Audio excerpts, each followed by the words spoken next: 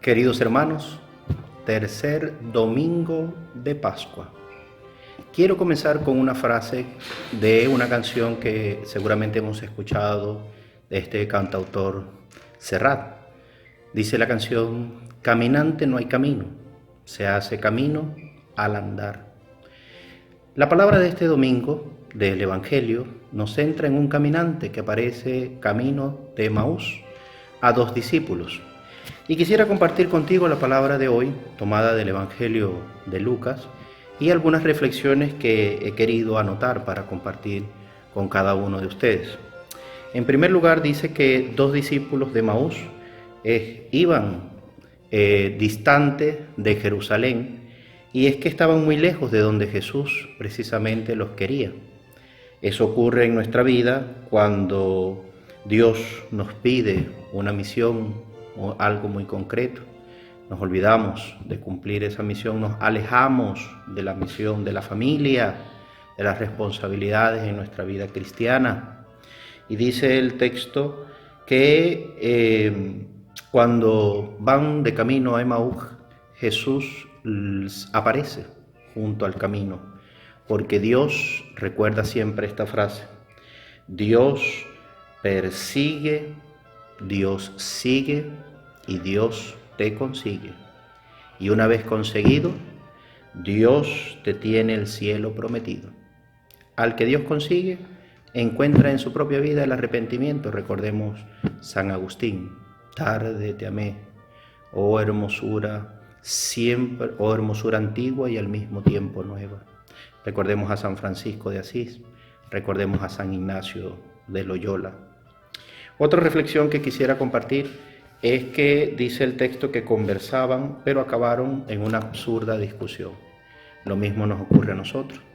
Muchas veces hemos entrado en conversaciones que rayan en el absurdo, que rayan o que terminan siendo simplemente discusiones o conversaciones que terminan en discordias, en enemistades, en rivalidades. Todas estas deberían acabar bien si dejamos que Jesús vaya a nuestro lado. Cuando vayas a discutir, piensa qué haría Jesús en tu lugar, y así te puedes evitar muchas discusiones absurdas. Otra meditación es que, consecuencia de lo anterior, de haber discutido, dice el versículo 16, sus ojos quedaron incapacitados para reconocerlo. ¿Qué ocurre con una persona cuando es discapacitada? Pues desarrolla ciertas habilidades que le permite esta misma condición. Pero ¿qué pasa cuando estamos incapacitados? Incapacitados para perdonar, incapacitados para amar. Eso precisamente es lo que aparece hoy en el texto. No tenían la capacidad de reconocer a Jesús, estaban incapacitados. A nosotros nos ocurre lo mismo. Por eso es que en el peor de los casos, si nosotros no reconocemos nuestras faltas, entonces no vamos a reconocer a Jesús que está en medio de nosotros. Otra reflexión es lo que viene en el versículo 17. Dice que había un aire de tristeza, de desconcierto en la vida de estos dos discípulos. Esto se contagia. Y lo vemos también porque en el versículo 18 dice que después ellos trataron de convencer a Jesús de que la desgracia de su maestro era también la consecuencia o era un peligro para cada uno de ellos. Estos argumentos terminan muchas veces queriendo convencernos de que todo se ha perdido, de que esto es un fracaso, de que Dios no está con nosotros. Y lamentablemente ocurre lo que ya hemos conocido.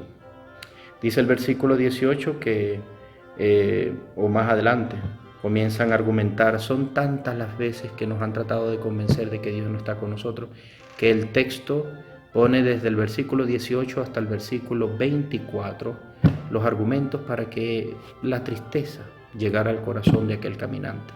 Gracias a Dios era el mismo Dios, era Jesucristo. Entonces, hay gente que muchas veces trata de contagiarnos su tristeza, de contagiarnos sus cosas negativas. No nos dejemos. Luego, dice el texto que Jesús no presenta argumentos. Jesús simplemente muestra la verdad. En el versículo del 25 al 27, te invito a que lo leas. Jesús es el camino, Jesús es la verdad, Jesús es la vida. Por eso te decía al principio, el camino se hace al andar, pero ¿qué pasa si el caminante es el camino? ¿Qué pasa si el que promete la vida, si el que está perdiendo su vida es el que da la vida en el caso de Jesús? El texto termina con hermosos versículos 30 y 31 para mí, para mi reflexión. Y dice en estos versículos que lo reconocieron los discípulos cuando partió el pan, signo de la Eucaristía. Hoy hemos escuchado en la primera lectura y en la segunda lectura un querigma, un anuncio. Y Pentecostés es el punto de partida de la Pascua. Por eso, ánimo, pues Cristo está resucitado. Que el Señor te bendiga. En el nombre del Padre, y del Hijo, y del Espíritu Santo. Amén.